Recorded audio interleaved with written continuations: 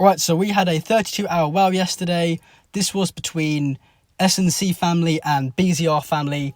We didn't really participate much after the start, because obviously we just migrated and it takes a couple of days to buy resources and get banks ready. We weren't prepared to fight a 24-hour plus long Wonder War, but what we did find, while everyone else was occupied with base, is 3 pretty amazing targets. All of them were in cavalry formations, and the first 2 were from the same guild and blind. Here's the first target now. So he's already been hit with a leaderless cav rally. He dropped a decent amount, so now GBM is going to go in cav leader. We've actually got the formation wrong here, and you'll see why in just a sec. I'm pretty sure Nola has already preemptively activated Hui, because he's expecting to get capped on this rally. The leaderless rally killed about 1 million troops, so that's not bad hit for a leaderless rally, but it's not amazing either. If we'd sent range on this rally, we'd have done way more. I don't know what the mix-up with that was. So somehow, defying all logic, you'll see what I mean in a sec, Nola burns him on the first rally, and from that point we can see that he is in cavalry wedge, so Nash is going to immediately cancel and reset range with leader. So yeah, Nola hit into 33 million troops with no T3 and managed to burn him with cavalry against cavalry, which is pretty amazing. This guy is rocking about 1.7 million of each T4 and around 9 million of each T2, so by no means is this a bad comp. Obviously he's not in talents and he didn't get reinforcements either. This surprise burn was really lucky for us, because if he hadn't burned and we hadn't been able to see his formation, we probably have kept sending cavalry rallies, and that would have done some damage but not as much damage. And then when we would have thought the front line was broken, we would have sent range into his infantry, and that really wouldn't have been good for us, and that would have made the entire zero really complicated. So if this guy burns from a cav rally in cav wedge, then we would expect a range rally to obviously do so much more damage and also burn him. But that's not the case. Somehow he manages to cap Nash's range rally. We would still expect this comp to cap counter rallies, but eating a range rally after burning on a cav rally makes no sense at all. Then we've got Captain from D+C coming in next. He's also going to get capped. We've been rallying this guy for about 10 minutes already now, so the guy is fighting at base had started to realise that someone was getting zeroed, and they found us and started coming in to try and take our kills. So this guy is able to cap the second range rally. I've shown you Captain and Nash's gear. It's pretty good gear, so this does not make any sense at all. S&D are going to get capped third, and their rally is not going to do much damage, and neither will the next rally from GBM, because this guy has no cavalry left now because of how cavalry wedge is laid out. Once the cavalry is gone, you start hitting infantry. Of course, range hitting infantry is not going to do much at all, so basically any range rallies hitting him now are going to do next to nothing. When you're hitting a player in cavalry wedge when there's no cav left, you have 2 choices. Either you can send infantry, which might burn them depending on what they have left, but it's not going to do much damage because infantry against infantry is kind of neutral, but you're more likely to have less losses. The second option is to send cavalry, which is what Nash is doing now. It will do a ton of damage because, of course, cavalry against infantry is a counter, but because that player will still have a lot of range left, you'll either get capped or not much is going to walk back. So yeah, it's a trade-off, and Nash here has decided to go with the bigger hit. This guy has over 9 million T2 range and over 1.7 million T4 range, so that's a lot of range for a cavalry rally to hit into and survive, but we are able to burn him. Nash kills over 6 million troops on that hit, and at this point there's only range left. Because Nash has 6 stats, he's able to survive with a few hundred siege troops. Not many players would have been able to survive. Now we've got the infantry rallies coming in to finish him off. If we had actually sent infantry on that rally, we would have killed maybe between 2 to 4 million troops. We would have lost less, but we would have killed less. So of course I prefer to get the better looking report.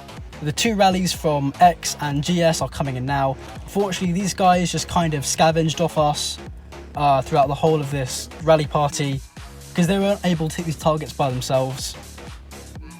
The second target here is from the same guild. He started at around 800 million might, I believe. XRX has already hit him with a leaderless range rally that killed just below 3 million, I believe, or yeah, around 3 million. Nash is coming in with another leaderless range rally now. So guys, bear this in mind, this is a 100% T2, T4 leaderless rally, I swear on my life. But this leaderless rally, manages to burn this guy. Yes, this guy's composition is so weak that we can burn him with leaderless T4, T2 rallies. When you look at the report, it's not hard to see why. He only has, I would have thought at the start, around 2 million each T2, 3 million each T3 and 2 million each T4. That composition is extremely weak, and even someone with my kind of stats would be able to burn that. Of course, our second rally is infantry. XRX are going to walk first with infantry, but if you saw the last report, you know that he still has 2 million T4 cav left. So XRX actually smoke him on that hit, but as you saw from the Kingdom board, it was pretty close. We're going to go next and hit him with our rally, but sadly, because he's still got about 600k cavalry left, we don't get that sweet hit into the range, because if the player you're hitting is in cavalry phalanx, and have any cavalry left at all, your infantry starts attacking their infantry after finishing off the cavalry. It doesn't hit the range, so the hit isn't as big as it could be, but we have cleared the way for Big Daddy Yi to come in with his infantry rally, and Big Daddy Yi is able to absolutely flatten the sky. I'll throw out the report in just a few seconds, but just imagine what it would be like if we got the range hit on that guy first before the leaderless rallies. That would have been absolutely massive. I mean, with 3 million each T3, 2 million each T4, that would have been huge. Like, well over 140 million might drop on that one. As I just showed you guys now, he does have anti, so the other players hitting him don't know what he's got left. Goons is slow marching from the bottom of the screen. He's got full mythic infantry gear with cups. If he knew what he was hitting into, I don't think he'd be slow marching, I think he'd be carpeting. But yeah, when Goons hits him, he only has a couple million troops left, and X come and finish him off. But what's quite interesting about these two last hits is that they hit at the exact same second, and during that same second, Shumuk from XRX migrates over, so Shumuk's got perfect timing. If you look on the board, all three of those things happen in the same second, which is pretty wicked. So in a short moment, we're going to get into our last target. The last target is a 1 billion might player in a public guild. I'm sure I don't need to tell you guys why that's a bad idea. So we did send an account into the guild, saw that he's offline, and then reinforced him with the account and one-trooped him to get the composition. And he is in cavalry wedge, just like the first player. Composition, I'll throw up on the screen now.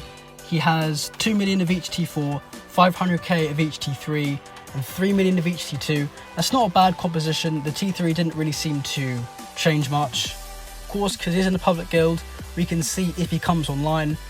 But we are still going to go leaderless rallies first, because the last thing we want is for us to send 2 rallies with leaders, both getting capped, and then he comes online. That will be a really big problem. So just to play on the safe side, we're going to send 2 leaderless rallies first. Nash's does decent damage, kills about 2 million troops. GBM kills less, but the drop is about the same because Nola was hitting into T3 and T4, Nash was just mainly hitting T2. In the second round, GBM decided to continue playing it safe. They sent a second leaderless rally. Toast set range with leader, because even though he does have very high T4 count, because he's in a cavalry formation, there's still a decent chance we can burn him. And even if we don't burn him, he's still offline, so we can have another go. As I showed you just now, Toast has almost maxed regular range gear, so his range stats are nothing to mess around with. GBM's rally just hit him now, killed about 1.5 million troops. Toast does get capped, but the combined loss there is 150 million might. He still has not come online yet. Nash is going to set cavalry with leader next, and GBM set infantry with their leader. So you guys get to see firsthand what I mean about sending infantry versus cavalry against the player in cav wedge. GBM, of course, going infantry. Nola barely walks back there with siege, only kills about 1.5 million. Nash is going to kill significantly more because cavalry versus infantry is a counter. This starts playing out exactly like the first target we zeroed with cav wedge. Nash only walks back with siege there. I'll throw out the report now. Because he's only got range left, all the infantry's been killed. The next guild to hit is going to get the money shot. Unfortunately for us, that's D+E, Gia Gia set a rally, and Gia Gia is a mythic champ player. So, you know, there's not going to be much left after that hit at all. Weirdly enough, Gia Gia does have mythic champ accessories for infantry. So I have no idea why he's using vials. He's losing a ton of attack there. But it doesn't really matter here because there's only one troop type left. There's about 130 million drop there. And after that, there's only siege remaining. So the next solo finishes him off. I hope you guys did enjoy this first video in Kingdom 622.